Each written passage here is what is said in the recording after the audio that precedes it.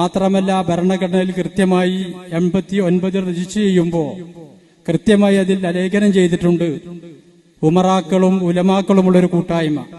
നമുക്കറിയാം, ഉലമാക്കൾ അവർക്കൊപ്പം ഉമറായിനെ കൂട്ടി ഉമറായിനെ പരിഷ്കരിച്ച ഒരു സമൂഹമാക്കി മാറ്റി.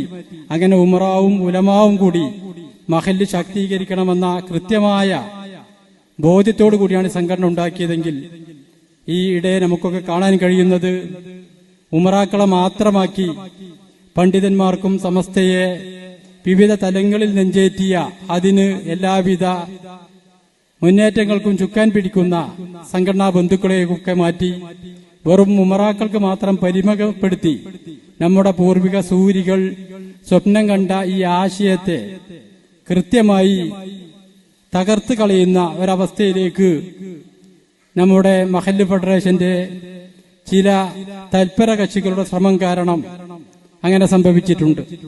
ഇന്ന് ഈ സമ്മേളനത്തിലേക്ക് ഏറ്റവും ആദ്യം കടന്നു വന്നത് ബഹുമാനപ്പെട്ട ഫരീദ് ഹാജി സാഹിബ് നമ്മുടെ സ്റ്റേജിലുണ്ട്.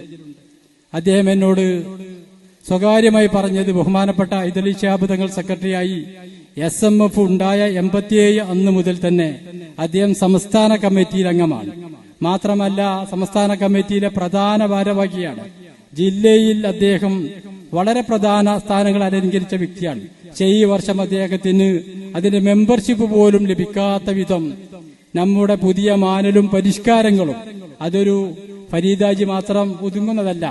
നമ്മുടെ നാടുകൾ എണ്ണിയാൽ എത്രയോ വലിയ പണ്ഡിതന്മാർ, എത്രയോ വലിയ സംഘടനാ നേതാക്കൾ പതിറ്റാണ്ടുകളായി ഈ സംഘടനയിൽ സേവനം ചെയ്തിരുന്ന മഹത്തുക്കളൊക്കെ വെട്ടിമാറ്റിക്കൊണ്ട് ചില തൽപര കക്ഷികൾ ആരെയൊക്കെയോ ഈ സ്ഥാനത്തിലേക്ക് കൊണ്ടുവന്നു എന്ന് മാത്രമല്ല, സമസ്തക്ക് കൃത്യമായി ദിശാബോധം നൽകി സംസുലുലമ ഉസ്താദ് ആശീർവദിച്ച് അനുഗ്രഹിച്ച ചെറുശ്ശേരി ഉസ്താദ് കൂടെ നിർത്തിയ ബഹുമാനപ്പെട്ട ജിഫ്രി തങ്ങൾ എല്ലാവിധ ഒത്താശയും ചെയ്ത് കേരളത്തിലെ യുവവിഭാഗത്തെ, സമൂഹത്തെ, സമസ്തയുടെ ആശയത്തെ കൃത്യമായി പഠിപ്പിക്കുന്നതിന് വേണ്ടി നമുക്ക് നൽകിയ വരദാനമാണ് ബഹുമാനപ്പെട്ട അബ്ദുൽ ഹമീദ് ഫൈലി അമ്പലക്കടവ് എന്നവർ.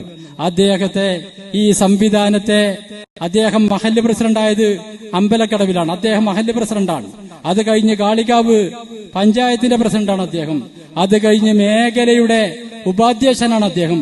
ആ തലങ്ങളിൽ നിന്നൊക്കെ മാറ്റാനുള്ള ശ്രമങ്ങൾ ഉണ്ടായിട്ടുണ്ട്. ബഹുമാനപ്പെട്ടവർ ഹജ്ജിന് പോയപ്പോൾ തന്നെ തെരഞ്ഞെടുപ്പ് നടത്തിയത് മാറ്റാനുള്ള എല്ലാ ശ്രമങ്ങളും ഉണ്ടായിട്ടുണ്ട്.